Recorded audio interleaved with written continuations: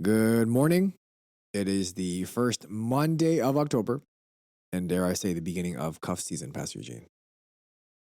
Do you know what cuff season is, Pastor Eugene? Golf season? Yeah, No, this is one of my favorite seasons. I don't think October. Do you know what cuff season is? Cufflink season? I think it's close. So I think it's because of the weather, people start wearing longer sleeves, and due to the cuff nature of long sleeve t-shirts, that's why it's called cuff season. The season of the cuff. I thought it was calling cuffing season. I can neither deny or I don't know what that is. Anyway, that's neither here nor there because you're listening to the Dear Church podcast. Welcome to the Dear Church podcast, where we exist to fill your ears and your minds with the study of God to see the world as disciples of Christ. My name is Sam Young. And I'm Eugene Kim. And Pastor Eugene, it has been a 7-week hiatus, as they say, since we've had our last episode. And so I just wanted to ask, how has the end of your summer been? The beginning of your fall been? That's good. What about yours? Did you go on vacation? Yes. I went to the same place you did. We vacationed together, actually. We left our wives behind. Just Sam and I went on a podcast vacation.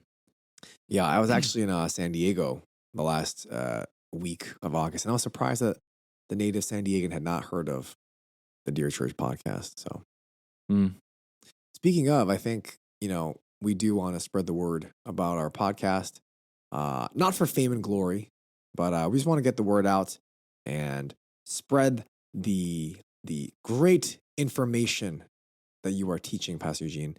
So if you could give us a 5-star review, if you like it, if you think it's worth a 5-star review. What should they do if it's not worth the 5-star review, Pastor Eugene? Boo.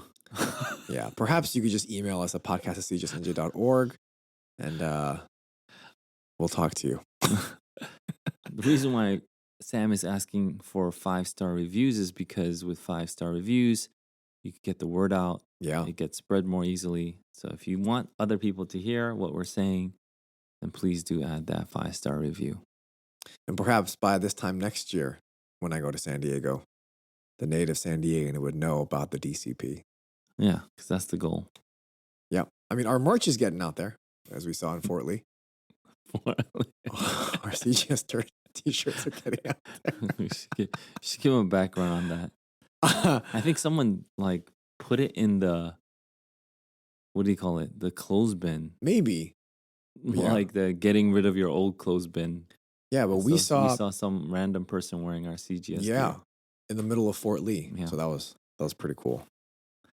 So whether you wear it or not, yeah, you could put it in the clothes bin. But today we'll be talking about 2 different topics. And I think when we have this type of conversation, it tends to be quote unquote political. I think listeners may think that perhaps you're just giving your own personal take, especially in the topics that we're talking about today. They are pretty hotly debated. And so I think, people who are listening, they might think, well, because you're a conservative, you're viewing these issues and topics in a conservative light. But I just want to remind our listeners, this is not a conservative political podcast. This is a Christian podcast. And so, when I ask you these types of questions and discuss these topics with you, it's not for your conservative political outlook, but really for your Christian outlook, which then makes you conservative. No. But I mean, no, but I only say that because I think people might just think, well, this is just the conservative half, but we're looking through a Christian worldview that happens to be conservative, not simply a conservative worldview. Well, some of the stuff can be conservative. And I think this is something that a lot of people in our church are also starting to recognize, because I went to a Christian conference with a bunch of church folk down south. And, at that time, everybody thought I was conservative. And then I asked the sister who was at the conference, do you think I will be considered conservative here? And she was like, no way, right? And so, I mean, it really depends on what issue we're talking about. Right. whether the world would consider us conservative or liberal, we do want to say this is the biblical principle that we've seen. There are some clear ones that we want to lay out there. There are overt ones. There are some gray ones that we'll talk about when we talk about some of these issues, like, I don't know, the COVID. But there are some gray ones, but we derive our answers ultimately from our theology. And so we want to land on the principles first, and that's what we want to focus on here on our podcast. So, principle first, and then, as long as we land on that principle, we can show charity. Right. It's exactly what I wanted to say. But I think, yeah, that was just very well put. So today we'll be talking about two mandates, with both mandates having the intent to save lives.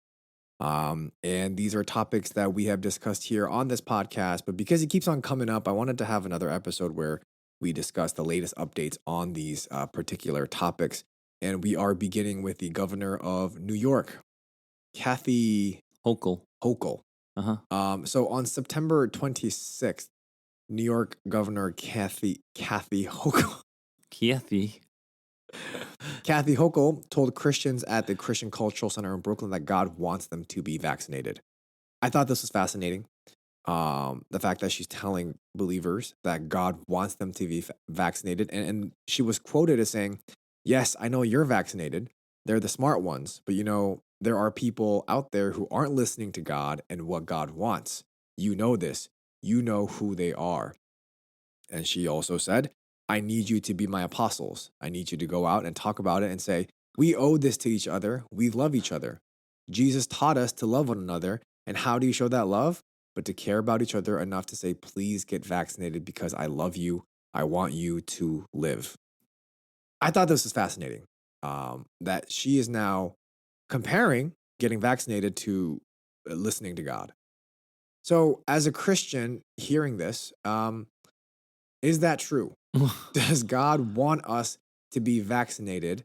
And then by that logic, then, is it a sin to not be vaccinated? Is there truth to that? Yeah, I listened to that speech. And so before she said the quote that you mentioned, she talked about how God gave us the vaccine. So this is the line of reasoning that she put out. God is the one that gave us this vaccine. So that's why she's so proud to be someone that's vaccinated. Yeah. She also wears a necklace that She says does. vaxxed Yep. on her person. And so because God gave us this vaccine, then we ought to not just appreciate it, we ought to share that, the good news. Basically, it's a gospel of the vaccine that she's doing, and she's a self-proclaimed apostle of it, right? She's called herself the apostle.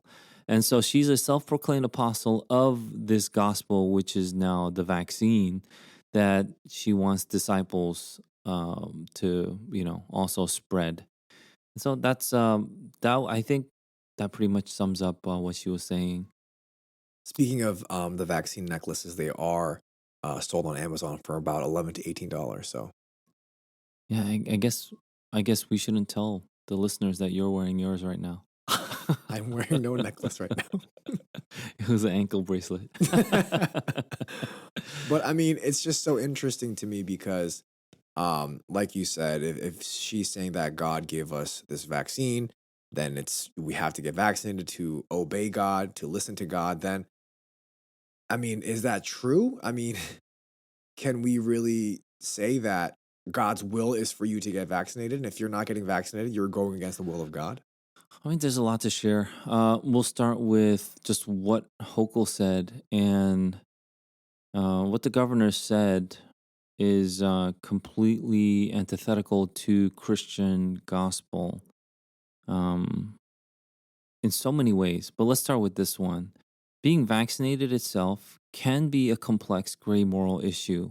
It's especially if you know the inner workings of it, Right. how it came to be developed, the efficacy rate of it, how we don't even take into account therapeutics or even what do you call it, natural immunity. So we don't Yep. take any of these other like factors into account. And so the vaccine has now been raised to this ultimate, like superior pinnacle degree where it is the epitome of the gospel. That's why I'm saying this is completely wrong. Yeah. People actually get surprised. I actually had a conversation with somebody that's older, uh, that thought that, why wouldn't you get vaccinated? Uh-huh. Like, wouldn't you get vaccinated? Like, it's because of these people that are not getting vaccinated. That's why we have this mess. Right. And then, so where do you start? So I was thinking, where do I start with this conversation? So, I just talked about viral load, and then the Delta variant having a viral load of maybe like even 300 times greater. How even vaccinated people have viral loads in them and on them, right? And that people that are vaccinated are getting um, this disease Hmm. and dying from it. Hmm. So while I think it dramatically lowers your chances, it doesn't mean it's eradicated. So Yeah. people are going to be dying from this. So, I mean, you're thinking in your head, I only have like 3 sentences to say. What do I say? And so I just started to share about, how people have different ideas, and there's all this information that everybody has, and there's not one trustworthy source that people, like the entire people, can rely on, right? Yeah. And so I said, it's a shame that we can't just rely, we don't have one reliable source, and people don't distrust the government. People distrust the news media. And so, to start, where do we start? And I think one thing that we can show is charity for people who don't necessarily agree with us because they may be getting their information from somewhere else. And the best that we could do is, instead of coming down on this ultimatum, like get vaccinated or get dropped, right? Yeah. We can share information, we can educate. And this is what we want to do even in our podcast. We want to share this information because I believe ultimately that was the government's job. The government's job was to educate you before they did any kind of recommendation or even mandate. But they didn't do that. They just said, this is the science, and then follow that. Yeah. When people were getting evidence contrary to what the government agencies would say, this is the science, right? We could talk about some of those things, but ultimately, because it's so difficult, this is one of those gray areas. Um, I think I wanted to land on, we should show charity to those that may disagree with us. Yeah. Because, you and I both got the vaccine. Yep. And so even people listening was like, oh, you guys got the vaccine, so you drank the Kool-Aid. So Mm. someone actually said that to me too. Uh-huh. Says, oh, you drank the Kool-Aid. And I was still able to have an amiable conversation with him. So I was very happy about that. And, just sharing the statistics and the knowledge that we both have with one another very charitably, very nicely. I think that's how a conversation should go. But now it's just about dressing up like vaccine shots and dancing at late night. Like 2 nights ago, Stephen Colbert did that, and it's like, that's such a shame. It's such a shame because Mm. Stephen Colbert was somebody I used to watch that I thought was funny, Mm. but now there are no more jokes, no more punchlines. It's entertainment in a way that it's just snide and it looks down on others. Mm. And yeah, it's like snobby entertainment that Mm. you laugh if you're like snubbing somebody. Yeah. And so that's kind of unfortunate. Anyway, so we can go into some details on that, but we do want to get into some biblical principles. But yeah, other than with what you have initially said about it, was what Kathy Hochul did was she has elevated this to her own secular pagan gospel, which is not the Christian gospel. This has nothing close to do with Christianity. And we've now equated getting the vaccine with loving our neighbor. This, Yeah. this couldn't be Yep. Yep. further from the truth, people. But this is what we've been seeing and reading across the world in multiple social and like print platforms. And I hope that we could take some time to debunk this. So, I mean, I wanted to actually talk about that too, and you mentioned it about loving your neighbor. What Kathy Hochul said was, "I want you to get vaccinated because I love you and I want you to live." And I've also heard another side of it saying, if you really love your neighbor, you wouldn't wish them any harm. So just get vaccinated. You're not only getting vaccinated for yourself, but also for your neighbor as well. How does this all tie in with what the Bible says about loving our neighbor? So the Bible talks about so much, which is so awesome, that we have this. We have God's word that we can be shaped by, transformed by, and it's at our disposal. It's so easily, you can just pick it up and read it. But Bible also talks about serious illnesses and diseases, right? Yeah. And even Jesus heals these serious diseases as well, when he comes on the scene. Why don't we reference Leviticus 13, verse 35 to 46 first? This is Leviticus chapter 13, verse 35 to 46. But if the itch spreads in the skin after his cleansing, then the priest shall examine him. And if the itch has spread in the skin, the priest need not seek for the yellow hair, he's unclean. But if in his eyes the itch is unchanged, and black hair has grown in it, the itch is healed, and he is clean, and the priest shall pronounce him clean. When a man or a woman has spots in the skin of the body, white spots, the priest shall look, and if the spots in the skin of the body are of a dull white, it is leukoderma that has broken out in the skin, he is clean.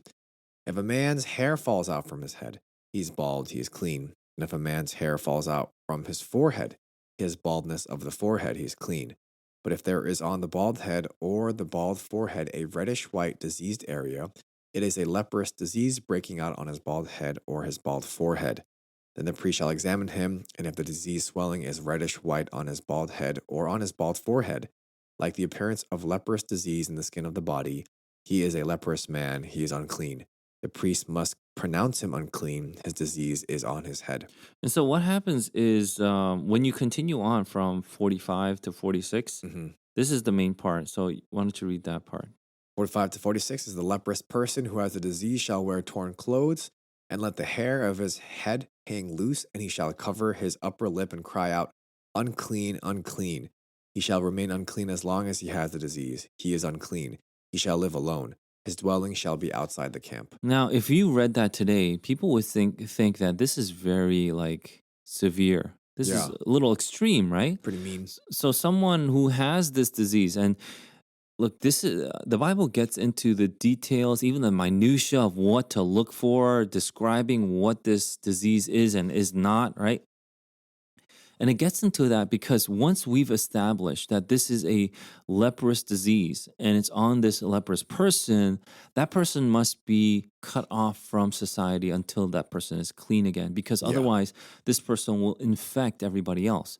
And so, what they did was he had to wear his clothes a certain way, he had to put his hair a certain way, and then he needs to cry out. And if anybody came in close, he would have to shout out, unclean, unclean. yep, What's the principle here? The principle here is that if someone is unclean, you don't actually put all of society shut down. hmm, Right? You don't shut down all of society. If there's a disease that's breaking out, you take the population or the community that has been affected, or the population or community that is, most vulnerable to the disease, and then you separate them, and then the rest of the population can go on, right? yeah, And then they would help in the best way they can. There's other case, like obviously, if the priests are looking at it, there's help that's being administered and things like that. So there yeah, is help to a degree. Actually, our society has taken this the opposite way, right? Because there's this fear of disease. What we are now saying is, because of these people, we need to shut down. So see how that's kind of reversed, how yeah, we need to be shut down. We yeah, need to be locked down. We need to get the vaccine because of these people that are unclean. So that kind of, and then if we do that, that's how we show love to the other person. The principle here is backwards from the Old Testament. And I'm not saying that we should adopt these very principles today, but I think there's wisdom in it that we have not taken and that we have forgone and that we have just neglected outright. yeah, Okay. yeah, And what we're doing now is we're saying these like insane things, like because there's a possibility that you might get this disease that has a chance of killing you of 0.02%, we should shut down the whole society. And I'm going to give, in every single news cycle, I'm going to tell you about the worst cases of each of these instances or these diseases or these spreads, because there's 330 plus million people here in the States.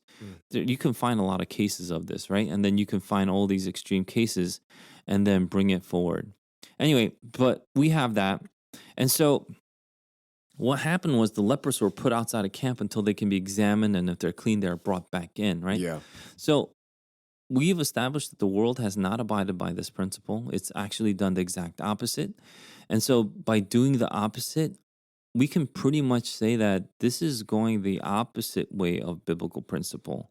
Mm. We're using biblical language, but we're doing opposite. So for me, it shows one thing. It shows how little of Christian principle or biblical principles that Christians actually know when they're touting love your neighbor, get the vaccine.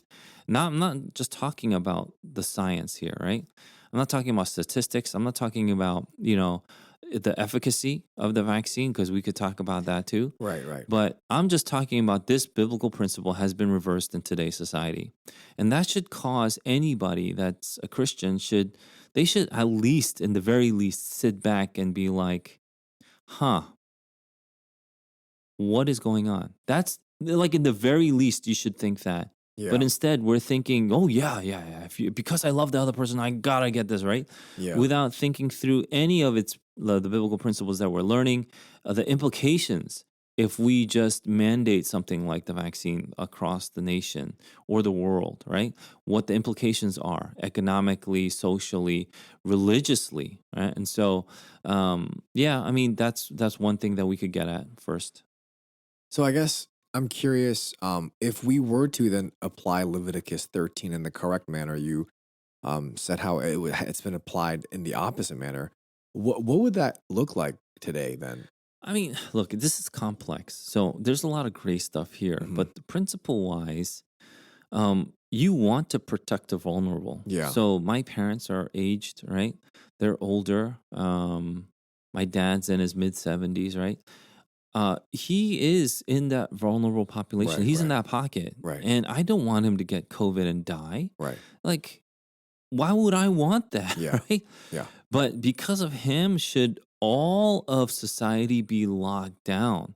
So should we stop not just the businesses that are going on, but should we stop worship? Should we stop church gatherings? So Mhm. if he doesn't come for a while, that's one thing. But should we close down the whole church? Mhm. Mhm. Because there might be a possibility of like 3 degrees of him getting it, that kind of thing. I think that's the opposite principle, because now we have taken these things and we've just we've taken things that we think are biblical principles, like loving our neighbor, and Yeah. we've interpreted it in our own way. And now we're going to put this in this really caricatured, really extreme, cartoonish way Mm. where loving my neighbor is, and then we eventually landed to where we are now. Loving your neighbor means being an apostle of Hokul, and or having the apostle Hokul teach you being her disciple, and then telling everybody to get a vaccine. That's what loving my neighbor means.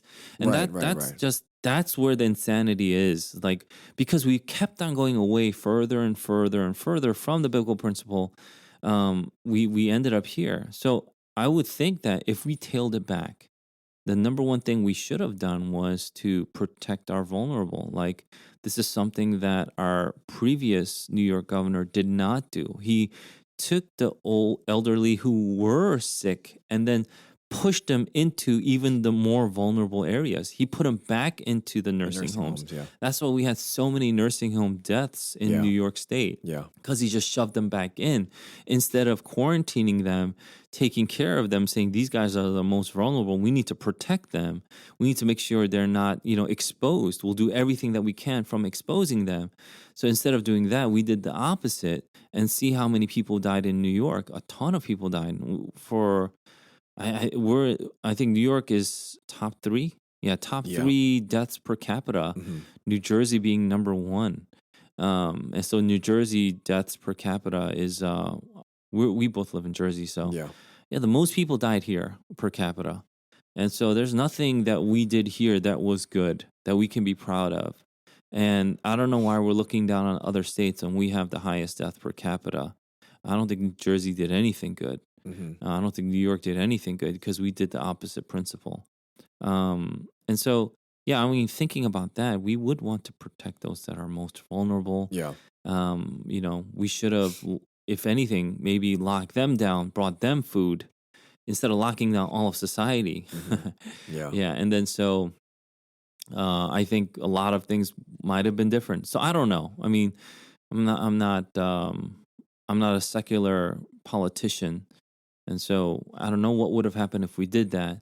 But I'm pretty confident that we wouldn't have had all the deaths that we had Mm. in the manner that we did if we did that instead of just locking down. And it was so arbitrary where people still went out and did their own thing, like the wineries and alcohol stores, they were open, churches were closed. We did the Right. Right. opposite Right. thing. It was just so insane. Our morals are all backwards. And so instead of opening churches, and then churches that were open, there people didn't sing because they were scared about spreading COVID. Yep. One of the saddest things I saw was, and it still like makes me emotional because it's pretty upsetting. Was My wife's grandma passed, Yeah. so we went to her home church in New York, Yeah.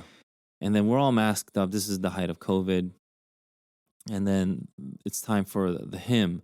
So the pianist is playing the intro. We're all standing up because it's the hymn. And then boom, after the intro, it's time to sing. And I almost sang, but nobody sang. And so at the end, my wife was kind of laughing because, I kind of almost came in Yeah. awkwardly and sang when nobody's singing. Right. But then I told her, this is the most sad thing that I've ever experienced in a long time because here we are worshiping God for the life that He has given, the life that He has now taken to Himself because she was a believer. Hmm. We're celebrating that, we're celebrating God, and then we're not even singing because we're afraid of this disease. Right. That, again, uh, I think people are legitimately afraid. But let's say if you're 25 and under, uh, I think, well, we know the statistics now. I Yeah. mean, the chances of you dying from this disease, there's a higher chance of you getting hit by lightning Yeah. than dying from COVID if you're 25 and under. And yet we don't live like that. You Hmm. don't live like the chances of me getting COVID and dying is less than me getting hit by lightning. And yet, how are you living? You're living in a completely different dystopian reality. In case you wanted to know, chances of you dying from getting hit by lightning is 1 out of 500,000. It's less than that if you're under 25 of you Hmm. dying, and Hmm. so it's so minuscule. It's so small. But that's not what people would want you to believe, and we live in such a weird kind of backwards place. Yeah. I mean, I think just to kind of respond to what you were saying too, I think one of the biggest things that people may have thought was, but what if I am that one? And we talked about this in the previous podcast too. During this time, because the narrative was that everyone needs to be quarantined, everyone needs to mask up, and if there's a vaccine, that's like the messiah, and we're waiting for this vaccine to come as soon as possible. I think because that was the narrative, people were just shut up in their homes, and all that the media was saying was, we had the death toll rising on like on 24/7, like CNN, different news broadcasts. And so I think because that was just like the biggest thing in everyone's ear in 2020, I think people are just kind of maybe even scarred from that. And I think that's why, even though they understand that the percentage is crazy low, they think, well, what if I am that 1% or 0.0000001%? And perhaps that could lead to the fear. I'm not. So I've been thinking about that. Why are people so scared? Yeah. And I think, well, first of all, if you are like elderly or you're diabetic, then your chances of dying are much higher. Right. Okay, Right. they're Yeah. like 5-6%. They're Yeah. much higher. But you know, outside of that group, that vulnerable group, I was thinking, why are we so scared of dying, and especially of COVID? Why especially because of COVID? Is it just because of the media narrative? And I think media narrative has a lot to do with it, but I was thinking about it and I couldn't help but to also think that this is an added cause. So there was always a chance of you dying by lightning. You Yep. know, Yep. there's always a chance of you getting, into a car accident and dying. There's Yep. always a chance of you dying of a heart attack. There were always these chances. My point, but COVID is new. Yeah. And I think that's what really scares people. So, with all these added percentages and probabilities and chances, this is an added cost to it, Right. right? Right. Right. And so that's why I think people are extra scared. Like this is I don't care if you say it's 0.02. This is a 0.02% chance I didn't have before. Yep. Now I have it. So there are people that are, deathly afraid. Deathly afraid, I think, is, the words I mean to say, but it's exactly what I mean. Yeah. They're deathly afraid of getting COVID Yep. because it's the added cost, no matter how minuscule that number is. And what we are forgetting is that death is in God's hands. Hmm. Whether it's a 0.2 chance or 2% chance or 20% chance, it's still in God's hands. Yeah. And we've lost track of that. And I'm not saying let's not take every precaution possible. Right. We take the precautions that we need to take. It's just we don't do them in fear and paralyzation that if we don't do this, then everything is going to crumble and that, God doesn't have anything in control, which is exactly what the politicians and media kind of, portray in their speeches and in their newscasts. But we believe and trust that God is in control. And if it's a 0.02% chance or a 2% chance or a 20% chance, whatever the case is, we still know that our life is in God's hands. And that's what we trust. So I guess kind of going back to the vaccine, um, what the governor said was one day before a mandate requiring healthcare workers to be vaccinated went into effect in the state of New York, and employees that were terminated for refusing to get vaccinated, and they would not be eligible for unemployment benefits unless they received a doctor approved exemption. With this new mandate, there are a lot of narratives that are going around, a lot of conversation regarding the vaccination. And, I guess one side says mandates to get vaccinated are un American. Mm. We have freedoms, we have choices as Americans. And commanding us, mandating us to do something is un American. And the other side, like we talked about before, is, if you're not getting vaccinated, you don't love your neighbor, you don't love yourself, you're not obeying God. So as Christians, where do we land on this as Christians who are also American?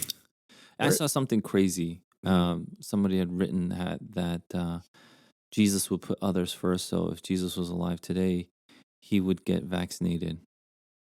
So where does that so my question is, where does that even come from where you get vaccinated for others? First of all, Jesus is alive today. That's And true. let me tell you, I know for a fact that he's not vaccinated.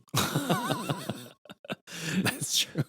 Anyway, people keep on saying this phrase that I try to correct. It's WWJD. I Yeah. think WWJD has maybe been one of the more harmful little mantras that we grew up with. It's what would Jesus do? Yep. What would Jesus do is not the mantra that we live by. It's what has Jesus done? Hmm.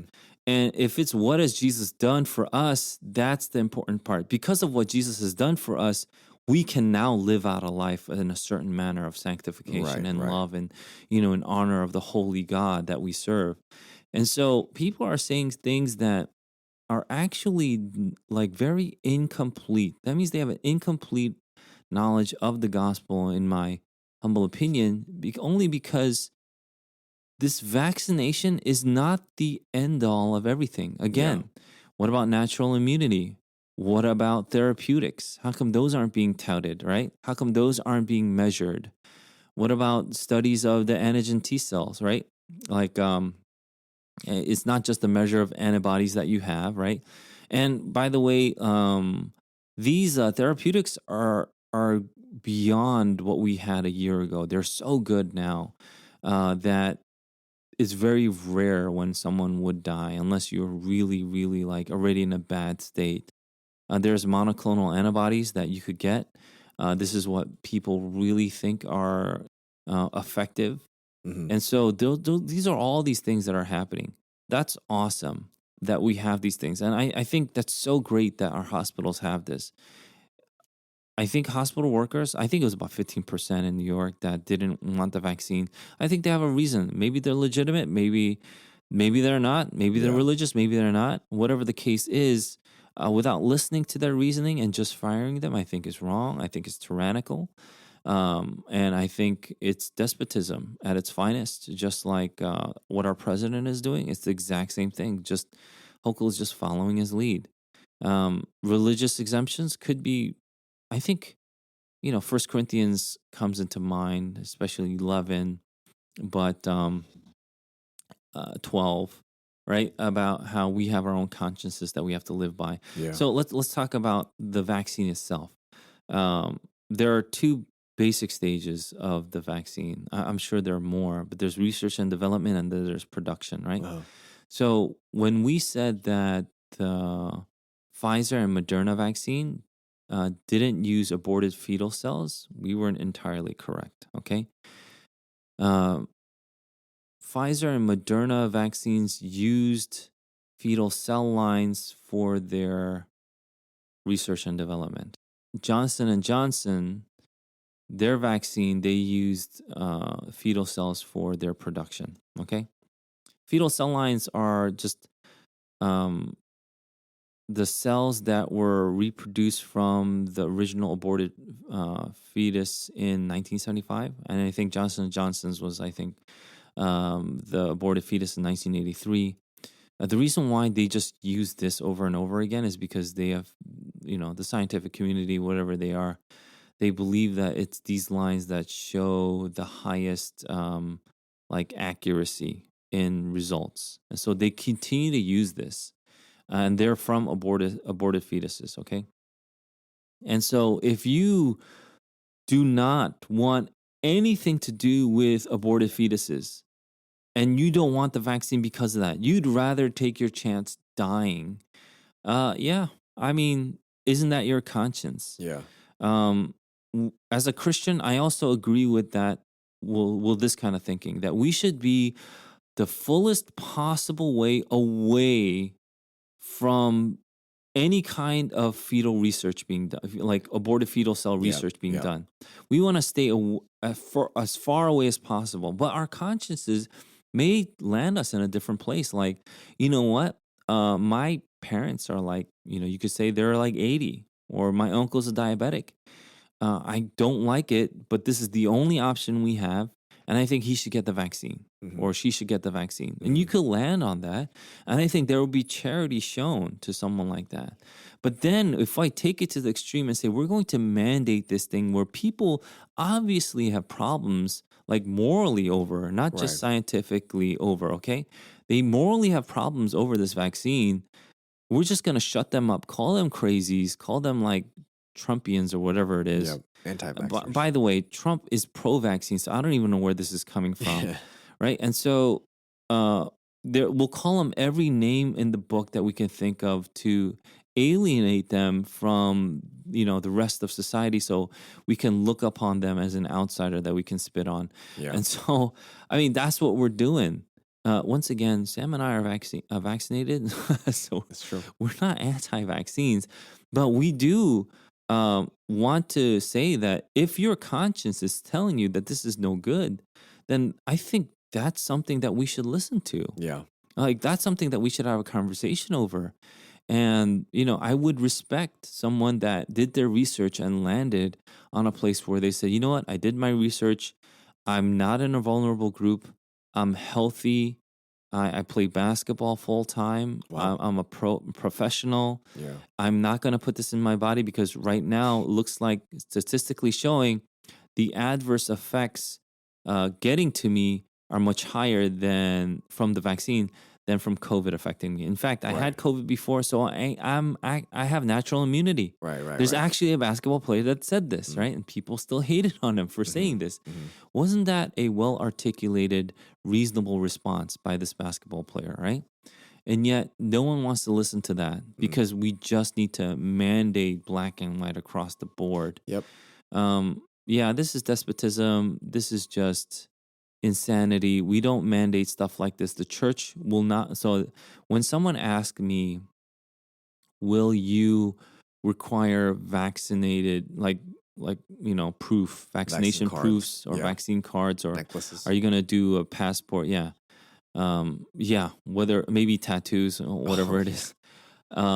And I said never. And that shocked that person. And when I said never, like, what do you mean never? And I said, I'm never going to do this because this goes against what the church's mandate is.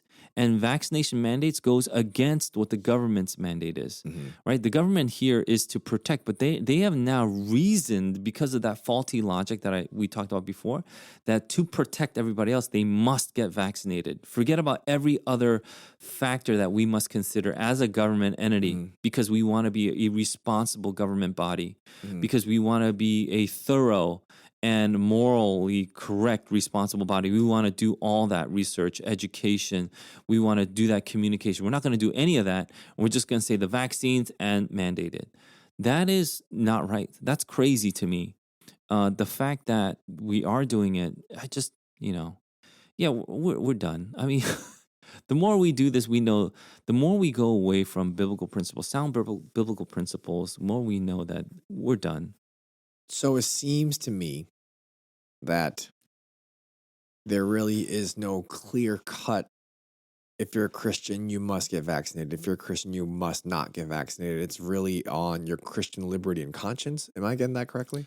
Yeah, and I think you should educate yourself as much as possible. I think that's the government's job. Mhm. It's the scientific community's job, is to educate you on why these vaccines are good. I think it's also very important that we just share the details about the adverse effects of the vaccine. Yeah. Like you and I, we both shared that we knew somebody that got myocarditis because of it. Yeah. And that's heart inflammation. That's the inflammation of the heart. And then it's shown, the symptoms are you have rashes on your extremities, like your hands and feet. Mhm. And this brother of ours had it for like 3 weeks.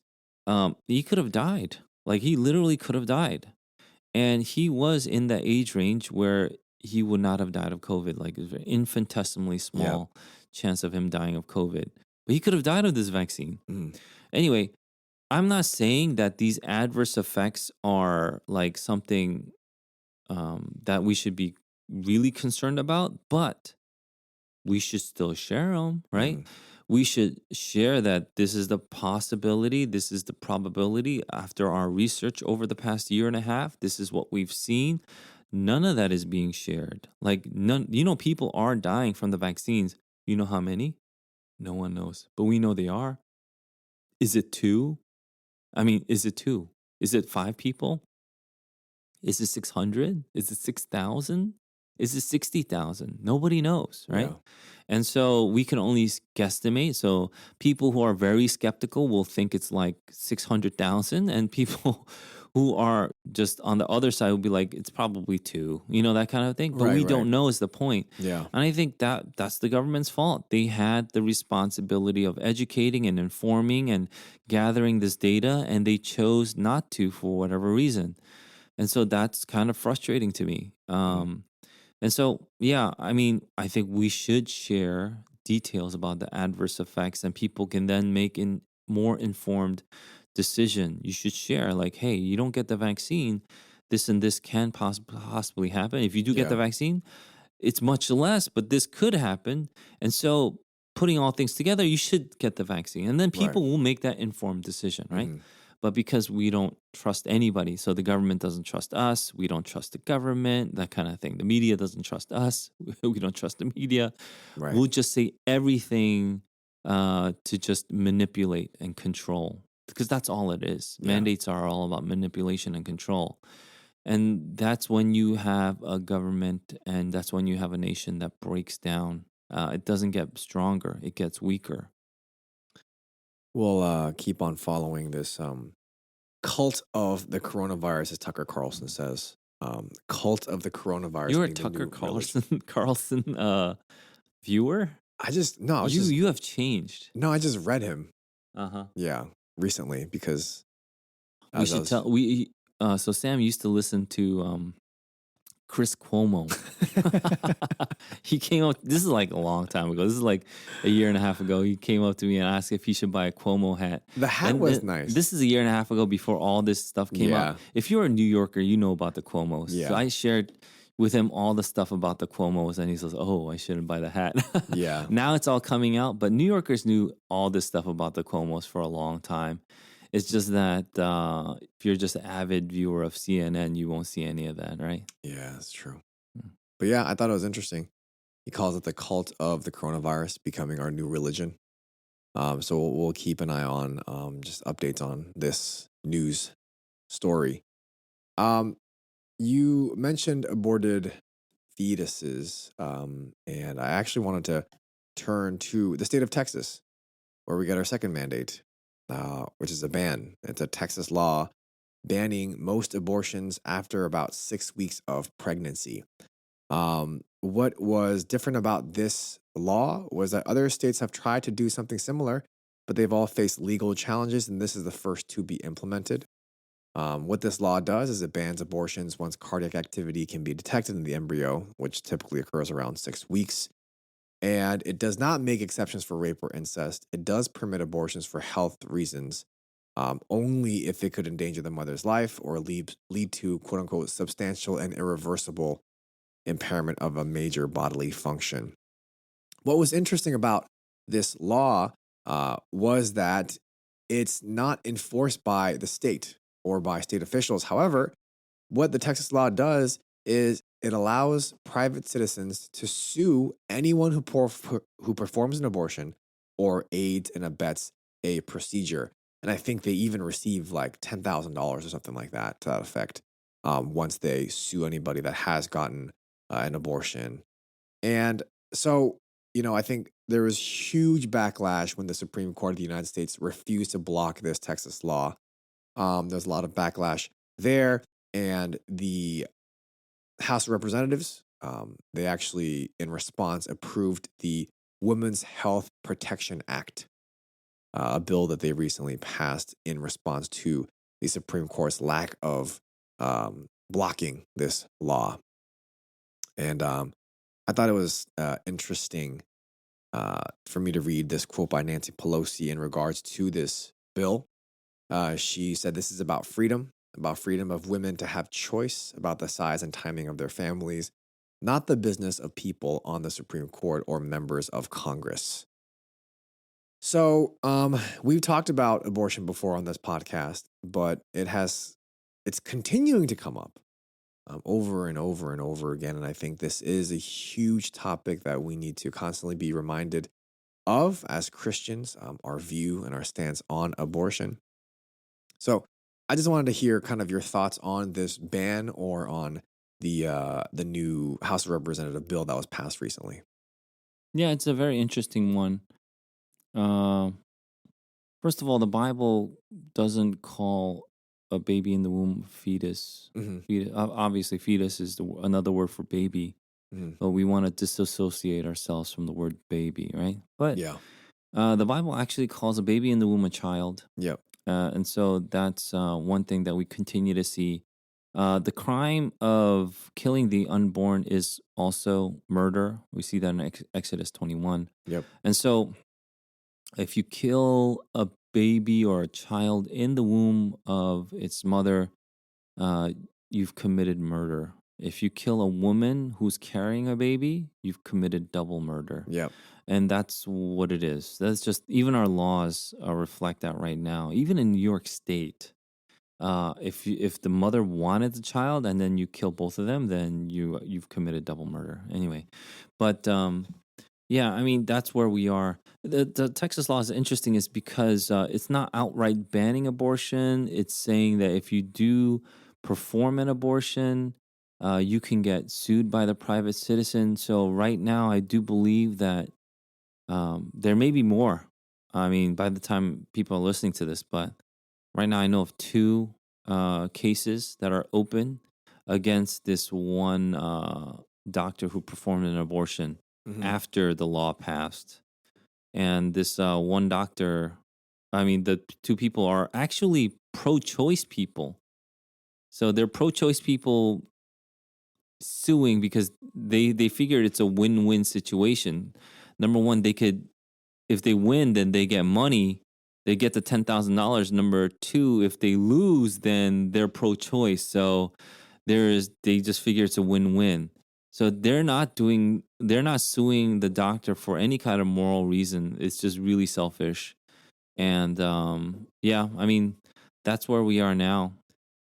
I've seen an interesting response to the Texas abortion ban. Um, one said that it turns neighbor against neighbor because you're allowing any individual to privately sue another when they believe that someone has received or even assisted an abortion, and like you said, they collect $10,000 for each successful claim.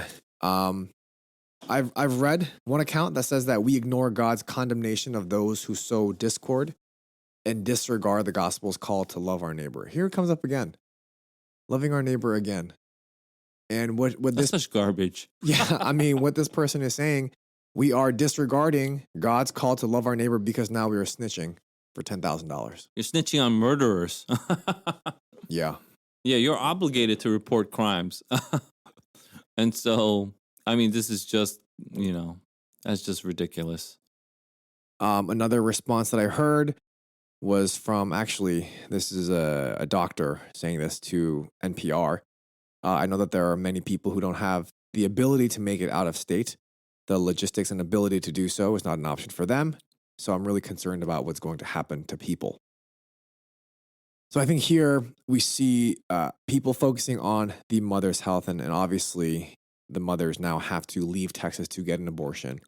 And so the doctor is concerned about what's going to happen to the people that are not able to make it out of Texas. Yeah, I mean, right now people are estimating that because of this law, 100 babies a day are being saved. Wow.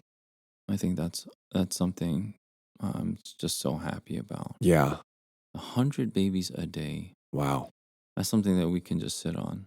People are just they've gone cuckoo over this. Yeah.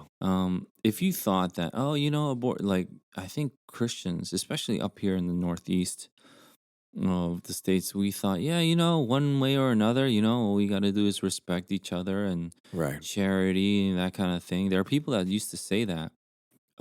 It was never that way. You see how crazy people are going now because of this? You see all the loonies come out of the woodworks saying that they're Christians or they're pastors or whatever. Yeah. Right? These no-namers writing articles for these big-time media agencies like the New York Times or the Washington Post. Yeah. Yeah, this is not something where they're going to even give an inch on. Yeah. Because you're not going on biblical principle. You're going on just, some kind of random Overton window that you thought of because this is 2021's Overton window. This is our range of acceptable ideas. So I'm just going to say this is also acceptable. This is not true. And so, yeah, I think this is quite unfortunate, but we're seeing people for who they really are now. That they want to kill the baby whenever they want to, and they need to rationalize it. They need to cover it up with a blanket. They need to have this kind of dystopian, Orwellian new nomenclature, this new naming of things where it's now called reproductive rights. Yep. Right? Yep. It's not murder. We should just call it for what it is. It's committing murder. And so people are like, oh, what about the people that had abortions? Then you're not being sensitive to them. Yeah, I'm not. And, we minister to people that have had abortions. I have. I don't know about you. But they're not the ones that go, oh, you should have been more sensitive to me. They're the ones that go, I wish I knew about this. I wish you talked about it. Why don't you talk about it more? Because after I did this, I can't sleep. I can't eat. Right. This is a big thing.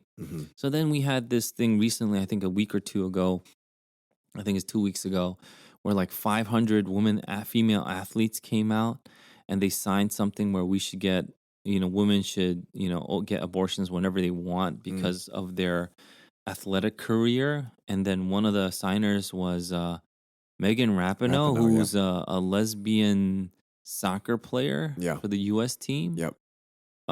When would she ever need to anyway? Yeah. But it's one of those things where everybody is going crazy because we're going back to saying the human life is sacred.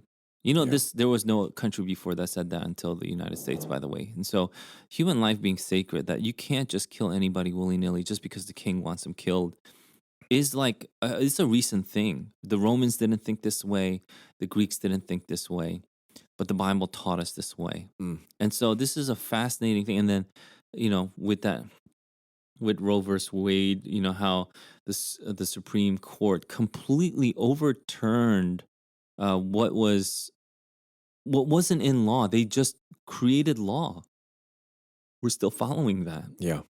This is terrible. For the last 50 years, we're following this unconstitutional, and this is not legislated.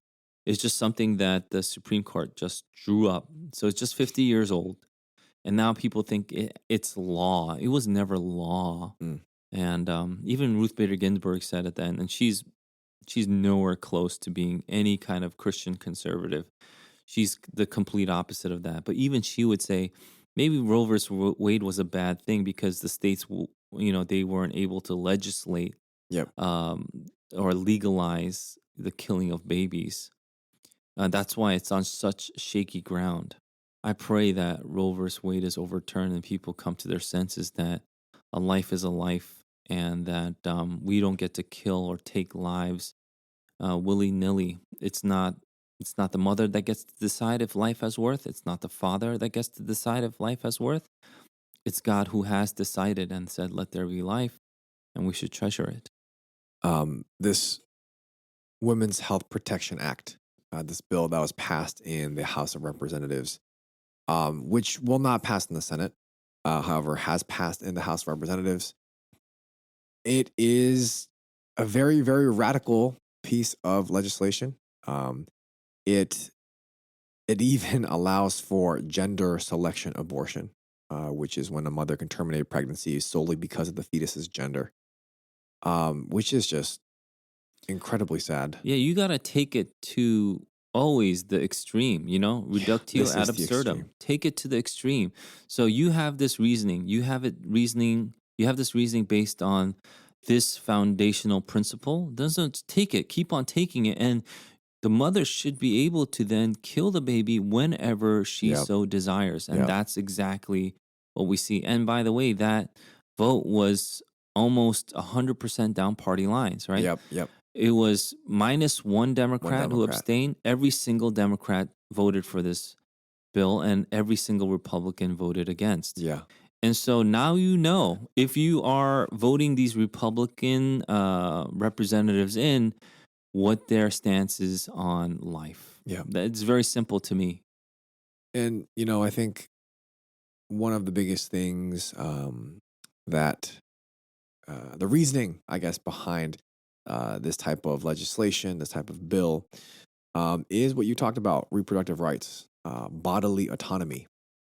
So I guess and there's this accusation that pro-lifers, they just want to control women's bodies, right? The accusation is old white men deciding what women do with their own bodies. How do we respond to this? I mean, people also say they're trying to make the most life-giving decision, right? And then they name some extreme situation where, what if a 12-year-old girl, God forbid, is pregnant because she gets raped? Are we going to say that she has to have this child now? Isn't the most life-giving decision for her to have an abortion so that she could live the rest of her life and live it however she may please? I mean, people come up with these types of situations to explain, this most life-giving decision. And there's even arguments that say that this disproportionately impacts Black and brown women. How do we respond to all of this as a Christian? What are we supposed to say? What is our view? Well, I mean, I'll start from there are more pro life women than there are men. Mm, And so, where are the women that are speaking out? There are a lot. you're the ones that are shutting them up, right? Not you, Sam. Like the people Not that are me. against, Not the me. people that are against, Right. they're the ones that are shutting them up. They're not. They are speaking out. They're out there. It's just they're not being shared on social media. They're not being put on like the nightly news. You don't listen to them, and you just put on maybe some old white guy that happens to also be sharing that exact same argument. Yep. So it's the argument that Yep. matters, not the person. But you're gonna say it's the person that matters. We're gonna use that intersectionality there. Yep. But then okay, let's take the woman out. No. Like you'll block them, you'll ridicule them. Now we'll call people like that Karens or whatever. Yeah. By the way, Karen is such an offensively racist term, Yeah. and yet we do it so easily, Mhm. right? Karen is what we would call like this middle-aged white woman who maybe complains Yeah. at stores or Something something. like It's something that. like that, right? Yeah. Imagine that was turned and it was like some kind of minority, but people don't think that. So yeah, I don't like that either. And so I hate these arguments where we use intersectionality, or if you're a woman, you don't have any. All right, then take the women that speak out. Why don't you put them on the pedestal? Because Right. shouldn't they have as much of a platform as you do to speak out against abortion when you're speaking for abortions? And yet, nope, you're not going to put them out there. Mm. And secondly, it's not about the intersection that you're in, it's about the truth of the argument. Is the argument true? Is what the Bible says true? Is the principle behind it true? That's what you should defend, not the person who's espousing whatever they want, Right. feelings or emotions or Right. whatever their standpoint epistemology is. That's not the purpose. That's not truth. You don't get truth from your standpoint epistemology. You get truth from the Word of God. And so we stand on the Word of God. And if the Word of God says so, then we also say so. Those saying otherwise know that they're on the not God side, Yep. right? And so, yeah, we want to continue to say that. It's the exact same arguments that women pro lifers are using. How about that? So, we're Mm. not speaking on behalf of old white men. We're neither. Yeah. We're not old or white. We are men, though. It's true. But how about our wives? They're pro life. Yep. You know, are you going to put them on then? Right. And so, those are things that I find hypocritical, ridiculous. It's such a show that it doesn't add anything to the discourse, Mm. and we go nowhere when we give into this or we placate into this kind of argumentation. What about those that argue for bodily autonomy, though, or reproductive rights, or women just want to have control over their own bodies? That's all we want. That's all we ask for. Yeah, I mean, number one, it's not your body. Mhm. It's a brand new body, a brand new life that's put inside you. And number two, you do not have 100% autonomy over your body, no matter who you are, Right. wherever you are, Right. whatever country that you're in. I get it that the United States is the most free, but Mhm. yet we still put restrictions on bodily functions. You can't pee outside in public. You can't Right. expose yourself in public. You can't do whatever you want with your body in public, especially if it affects another body, which is exactly what abortion is. It's another body. And I think what we're losing ultimately is that foundational understanding that life is a gift. Yeah. Life is such a precious commodity. Life always adds, it doesn't take away. Being fruitful and multiply is a command that God has given us so that we would be blessed and the earth would be blessed. We have 7 billion people. Are we becoming poorer or richer in the world? Like our general GDP, aren't we becoming richer? I mean, why aren't we looking at these kind of statistics? Yeah, there are lots of poor people, but there are always poor people. Are we helping them more? Do we have more avenues to help people? And I think we do. And so, I mean, we could have a debate on that too. But, bottom line is, yeah, it's a life and not yours. And even if it was your life, you are not your own. You Yeah. can't take your life whenever you want to. So that whole bodily autonomy makes no sense whatsoever. And I get the people that don't want the vaccines that kind of facetiously say, my body, my choice. So that's kind of a joke. But it's just to show the hypocrisy Mm. of, the people on the left who say, your body, not your choice when it comes to vaccines, but your body, Right. your choice when it Right. comes to abortions, right? Right. You have something to say to that? No, I think I agree. And I'm just trying to think about those who are Christian that are kind of still teeter tottering on this line and are influenced by the world's rhetoric that it's a woman's choice, that it's an issue of health. So I'm just wondering, is there any place within a Christian worldview to accept abortion of any kind? Yeah, when the mother's life is in danger, Hmm. I think that is the one exception that has always been something that we have considered throughout history, and it would be a very somber, very sad kind of decision to come to Right. choose between the mother and child. That's a very difficult decision. We've done things like that, debated things like that, but if you're saying that because you had this child, you wouldn't have been the world's greatest athlete or something like that, um, that is the stupidest argument ever. I mean, is becoming the world's greatest athlete the best thing you could ever become? Is that fulfilling your role? Is that fulfilling truly the destiny that God has given you? You don't know Jesus Christ. And I hope Mm. that you do, because truly the greatest thing that can be fulfilled is being fully in joy and in line with God's will. And yeah, this is completely against that, right? So whether, Sam, you become the greatest lifter of all time Who, me? or you don't, yeah. Yeah. The greatest thing would be that you are in Christ and that you are fully enjoying life abundantly in Him. With that being said, how then would we speak with perhaps younger Christians that are struggling with this idea? How do we go about explaining this to them in a loving and gracious manner? We'll continue to teach them the Bible. I think it was, I don't know, 5 or 6 years ago. There was this young woman, very young woman who just graduated college or about to graduate college, who asked to have like coffee with me. And while we were having coffee, she asked why I never talked about abortion. Hmm.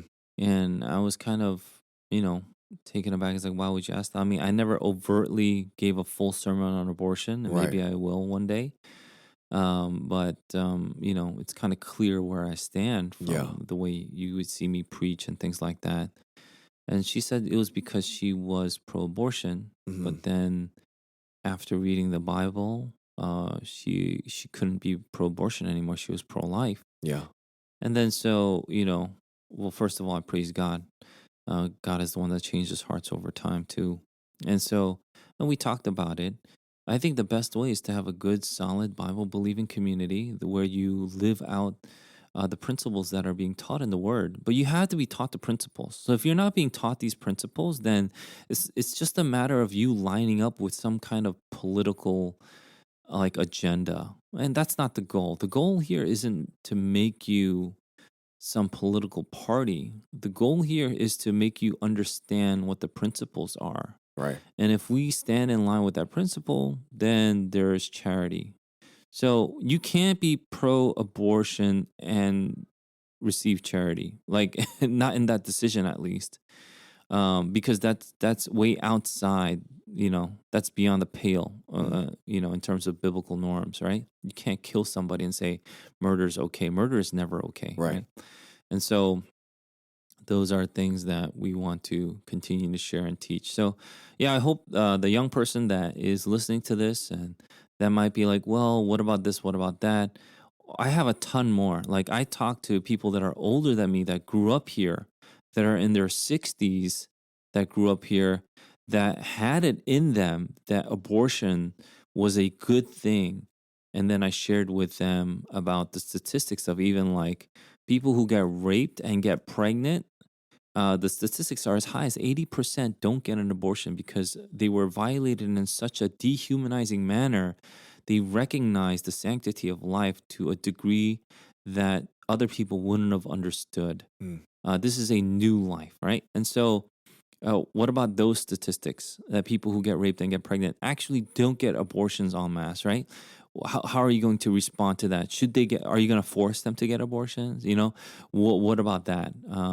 And so what are the lessons to be learned from all these things? And we could talk about that, but bottom line is we should get back into the biblical principle first. Get to the principle, learn the principle, and then, we could talk about, any kind of moral gray area that may come or may not come after. I think just like you mentioned before, as we're talking about these two mandates, it's interesting how some would have us believe that we need to protect lives by having a vaccine mandate. At the same time, we can't have a mandate to ban the the destruction of life in the womb. It's not consistent, and like you said, there is a desperate need for the Word of God to guide us in everything that we do. Pastor Gene, I wanted to also bring up one more topic that we can discuss this Monday morning.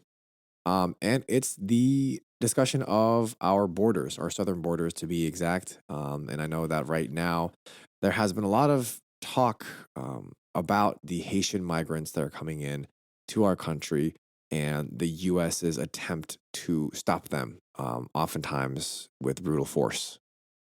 There is a lot of talk about, whether there were whips or not. Why are they whipping them? If this photo was in black and white, it could be back to the civil rights movement. A lot of conversations like that, and Biden also instituting a no-fly zone, so drones cannot take pictures of what's going on. So, what are we to think about this whole situation? I mean, I think this has to do with a broader conversation of immigration, perhaps illegal immigration and stuff like that, and how Christians are to think about this. But I guess with this uh, specific situation, what are we to think as Christians? I think this is a crisis. This is a crisis among crises that we're facing as a nation. I hope that we don't forget, in the midst of all this craziness, we don't forget to continue to pray for those that are in Afghanistan. I think maybe, I don't know, maybe people are trying to take away, but there's still people that are trying to come back, citizens that are crying because the administration is turning them away. They're not even picking up their phone calls or answering their emails, and they're just stuck. So let's not forget about that. This is on the administration 100%. We're finding out more and more now that the administration, the president decided to do this all on his own, um, disregarding his military general's advice. But in regards to the whole migration crisis, first, it could have been avoided again. So this is the mess that we're in. Yeah. We're in evil times, so we'll have evil people over us. When I say that, I find it intriguing that people will always bring up Trump. Yeah. Like, did Yeah. I say that he wasn't bad? Did I say that he was good? I didn't say any of that. I'm just Mm. saying that these are evil times, and we have evil people over us. Are you saying that he's not evil for doing what he's so Right. those are things that I find pretty intriguing when I talk to people. Um, but yeah, this is purely evil. Now we have the Panama president.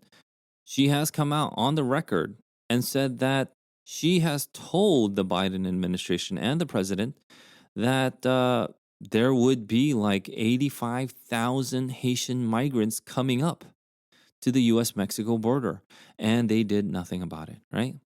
And so they knew this was coming. They could have prevented it or helped it at least not be this crazy. Yeah. Right now, what do we have? Like 20 to 25,000 that have already come through into the border area. And so that's what, then you have to know that we should be expecting about 60,000 more. This is insane. This is in addition to the other, migrants that are trying to get into this country, right? And so as Christians, we should, let's go back to the Bible again, see what the Bible has to say so we can think properly and see if any principles are there are, if there are any principles that are laid out for us. And again, there are a lot. There are many, many places in the Bible, passages in the Bible on how we could not only treat our neighbor, but the alien among us, the Yeah. stranger or the foreigner that Mm. resides with us. And so let's just take two for now. Let's just do from Leviticus, since there's just a bunch even in Deuteronomy, but let's just take two from Leviticus. One is from Leviticus 19, verse 34. Leviticus 19, verse 34 reads, "You shall treat the stranger who sojourns with you as the native among you, and you shall love him as yourself. For you were strangers in the land of Egypt. I am the Lord your God." And so this is talking about taking the alien or the stranger and loving them, because we were once aliens too. When he's telling that to the Israelites, right? Yeah. So we should take in strangers. We should take in people that want to come in and want to be among us. That should be a principle that we should remember. Hmm. So I remember having a conversation also with a church member of ours. And then this person automatically assumed that I would be anti-immigration. I don't know why, but I said I'm not anti-immigration. I'm not anything like that. I'm biblical immigration, and so uh, I shared with one of our church members exactly what that meant. So I shared this one verse, and I shared the next verse, which I'll tell you is Leviticus 24:22. Leviticus chapter 24, verse 22 reads, "You shall have the same rule for the sojourner and for the native, for I am the Lord your God." We should be accepting migrants or immigrants that want to come here as best as we can in an orderly and lawful fashion. That's very, very simple. I think it's such a simple thing that this administration does not understand. You should have immigrants come in, and we have been, by the way, we have been, but we should do it in a lawful way where it would be the same law for the immigrant as it is for the citizen. I see. Yeah. So, if they come in and they commit crimes, then that's it. They're done. They have to pay the penalty, right? They can't come in and rape people, rape Right. kids, assault ICE officers, which all Right. of these things have been happening, and have nothing happen to them. That's not the way things should go. And they should follow our immigration laws, because that's one law, right? Yeah.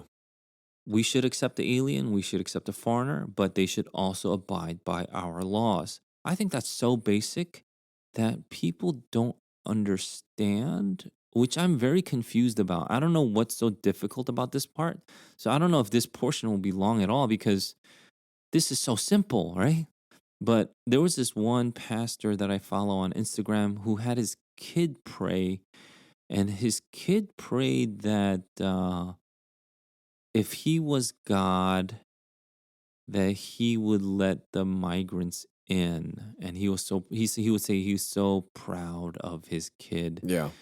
It's like, I thought you knew the Bible, brother. I'm very sad that you would think things like that.